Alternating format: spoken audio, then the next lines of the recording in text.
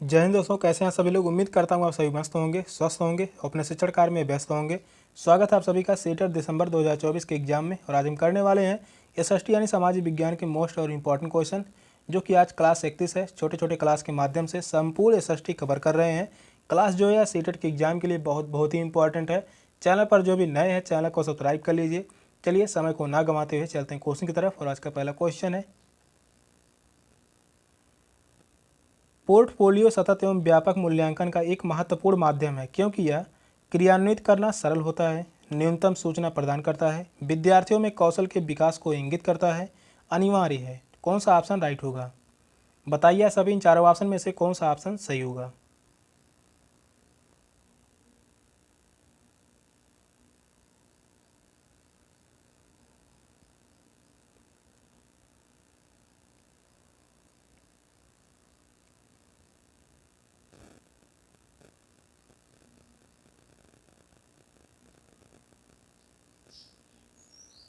तो इस क्वेश्चन का राइट आंसर होगा ऑप्शन सी। थर्ड ऑप्शन जो है वह राइट है। विद्यार्थियों में कौशल के विकास को इंगित करता है। पोर्टफोलियो छात्रों के सतत व व्यापक मूल्यांकन का एक महत्वपूर्ण साधन है। पोर्टफोलियो छात्रों के सतत एवं व्यापक मूल्यांकन का एक महत्वपूर्ण साधन है क्योंकि इससे छात्रों को कौशल विकास का संकेत मिलता है और यह शिक्षकों द्वारा छात्र की लंबी अवधि के सतत अवलोकन के आधार पर तैयार किया जा सकता है। तो इस क्वेश्चन का राइट आंसर होगा ऑप्शन सी। थर्ड ऑप्शन जो है वह राइट है। नेक्स्ट क्वेश्चन है, जब आप विद्यार्थियों को एक ऐतिहासिक स्मारक दिखाते हैं तब आप उन्हें किस प्रकार के अधिगम के स्रोत सीखने के लिए प्रोत्साहित कर रहे हैं? प्राथमिक स्रोत, पाठ्य स्रोत, लेखन चित्रकला संसाधन, पारंपरिक लोक संसाधन। कौन सा ऑप्शन राइट होगा? बताइए सभी, इन चारों ऑप्शन में से कौन सा ऑप्शन सही होगा?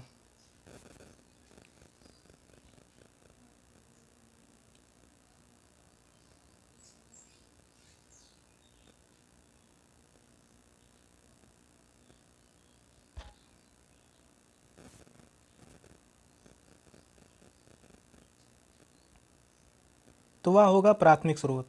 तो इस क्वेश्चन का राइट आंसर होगा ऑप्शन ए, प्राथमिक स्रोत। जब कोई शिक्षक अपने छात्रों को कोई ऐतिहासिक स्मारक दिखाता है तब वह छात्रों को अपने अधिगम का प्राथमिक स्रोत के उपयोग करने के लिए प्रोत्साहित करता है, जो अत्यंत ही रुचिकर एवं एक प्रभावी विधि है शिक्षण के लिए। तो इस क्वेश्चन का राइट आंसर होगा ऑप्शन ए। फर्स्ट ऑप्शन जो है वह राइट है। नेक्स्ट क्वेश्चन है, कल्पना कीजिए कि आपको श्रीरंगपट्टनम के युद्ध और टीपू सुल्तान की मौत के बारे में खबर देखने वाले दो पुराने अखबार मिलते हैं। एक अखबार ब्रिटेन का है तो दूसरा मैसूर का है। दोनों अखबारों के लिए इन घटनाओं के बारे में एक सुर्खी लिखिए। कक्षा 8 के इतिहास की पाठ्यपुस्तकों में इस क्रियाकलाप को शामिल करने का क्या कारण है? विद्यार्थियों में लिखने के कौशल को विकसित करना, विद्यार्थियों में विचारों की विविधता की अवधारणा को विकसित करना, ब्रिटेन द्वारा राज्य में मिलाए जाने वाले अभिलेख तैयार करना, लोगों को ब्रिटिश नीतियों के बारे में बताना। कौन सा ऑप्शन राइट होगा? तो बताइए सभी, इन चारों ऑप्शन में से कौन सा ऑप्शन सही होगा? क्वेश्चन लंबा है, क्वेश्चन को ध्यानपूर्वक पढ़िए और बताइए कौन सा ऑप्शन सही होगा।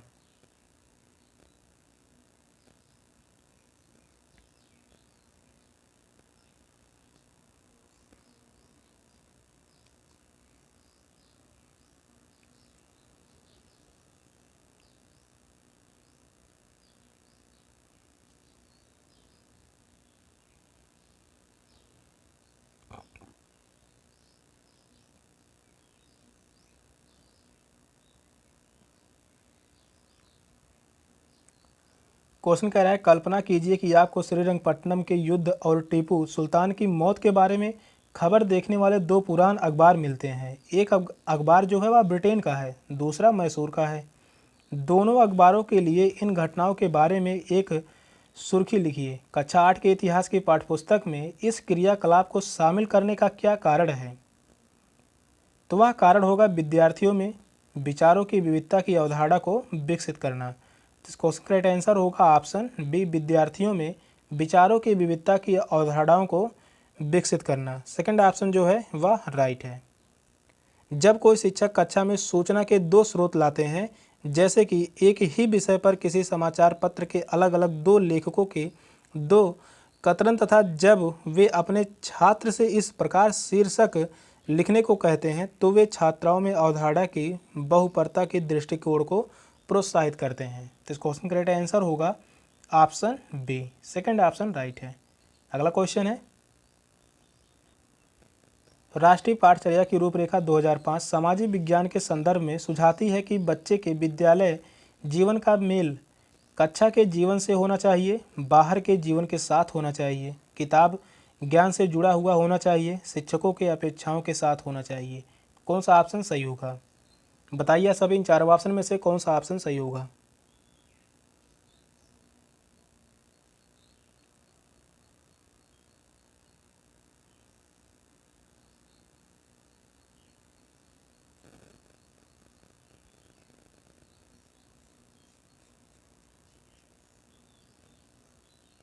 क्वेश्चन जो है बहुत ही इंपॉर्टेंट है। क्वेश्चन कह रहा है राष्ट्रीय पाठचर्या की रूपरेखा 2005 सामाजिक विज्ञान के संदर्भ में सुझाती है कि बच्चे के विद्यालय जीवन का मेल किस प्रकार से होना चाहिए।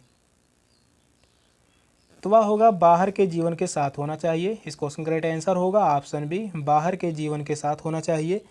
बच्चे कक्षा में जो अनुभव लाते हैं शिक्षकों को उनका उपयोग शिक्षा को मनोरंजक एवं दीर्घकालीन बनाने के लिए किया जाना चाहिए।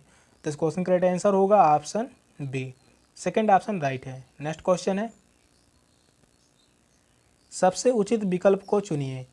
उच्च माध्यमिक स्तर के विद्यार्थियों को सामाजिक विज्ञान की परियोजना के तहत क्षेत्र भ्रमण करने को कहा जा सकता है, जिससे कि यह विद्यार्थियों के लिए भागीदारी बढ़ाता है और आनंदमय होता है।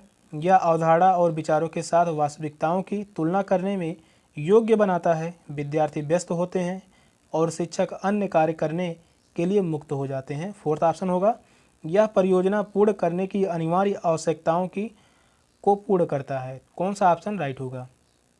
क्वेश्चन को ध्यानपूर्वक पढ़िए और बताइए इन चारों ऑप्शन में से कौन सा ऑप्शन राइट होगा।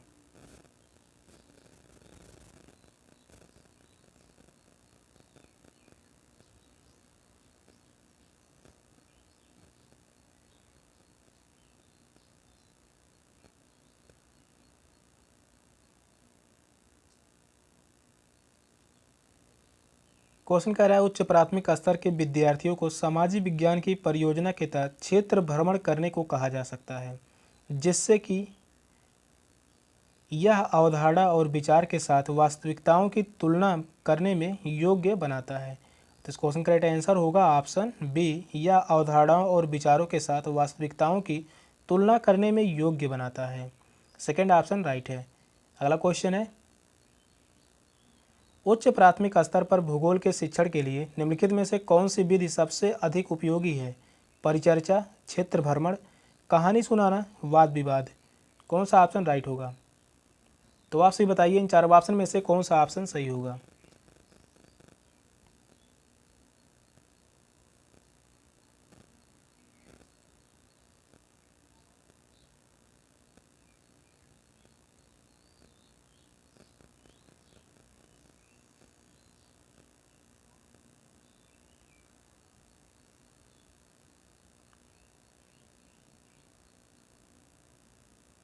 भूगोल के शिक्षण के लिए सबसे अधिक उपयोगी जो होगा वह होगा क्षेत्र भ्रमण। तो इस क्वेश्चन का राइट आंसर होगा ऑप्शन बी, क्षेत्र भ्रमण।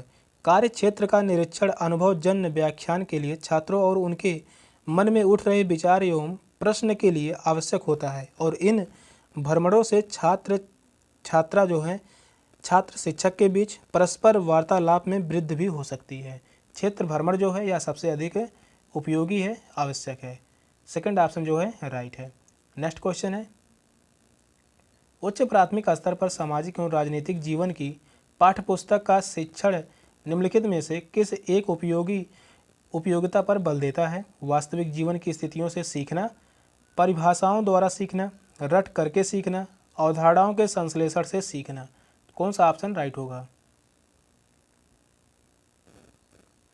बताइए सभी इन चारों ऑप्शन में से कौन सा ऑप्शन सही होगा।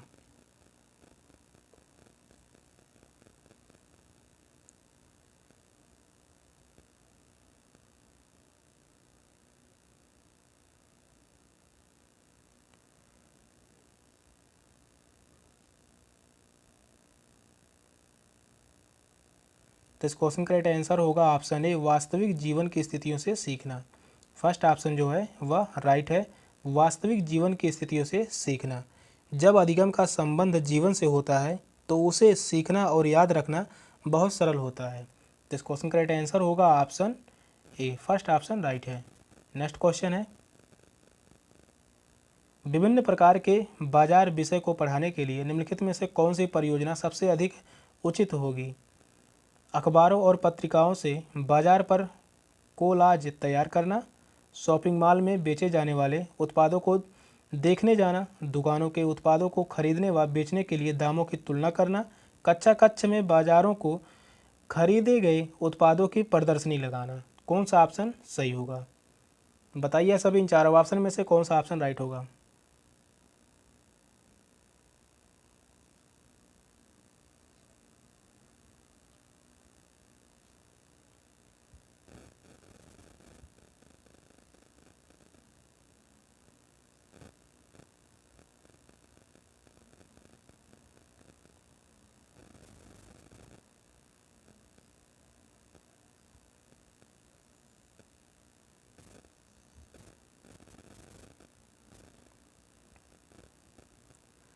तो इस क्वेश्चन का राइट आंसर होगा ऑप्शन बी, शॉपिंग मॉल में बेचे जाने वाले उत्पादों को देखने जाना। सेकंड ऑप्शन जो है वह राइट है।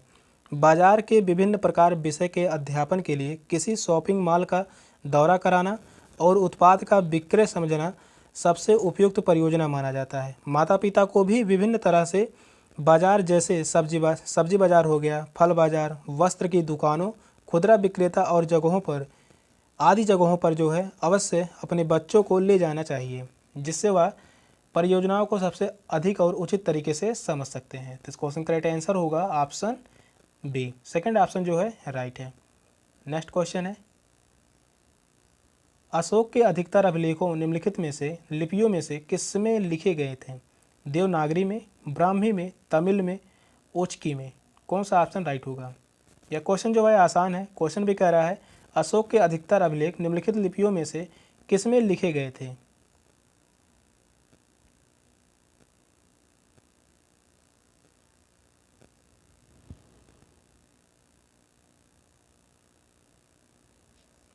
तो वह लिखे गए थे ब्राह्मी लिपि में। सेकंड ऑप्शन जो है वह राइट होगा। अशोक के अधिकतर अभिलेख जो हैं वह ब्राह्मी लिपियों में लिखे गए थे। अशोक के शिलालेखों को अधिकांश ब्राह्मी लिपि में लिखा गया था। ब्राह्मी भारतीय उपमहाद्वीप और मध्य एशिया में लिखे जाने वाली सबसे पुरानी लिपियों में से एक है। यह ब्राह्मी लिपि जो है सबसे पुरानी है, सबसे पुरानी जो है लिपि है। सबसे पुरानी लिपि कौन सी है, तो वह है ब्राह्मी। तो इस क्वेश्चन का राइट आंसर होगा ऑप्शन बी। नेक्स्ट क्वेश्चन है, कुछ आरंभिक हिंदू मंदिरों में एक हॉल होता था जहां इकट्ठा हो सकते थे। इस स्थान को क्या कहा जाता था। प्रदक्षिणा पथ, मंडप, ग्राम भोज का, गर्भगृह। कौन सा ऑप्शन राइट होगा। तो बताइए सभी, इन चारों ऑप्शन में से कौन सा ऑप्शन सही होगा।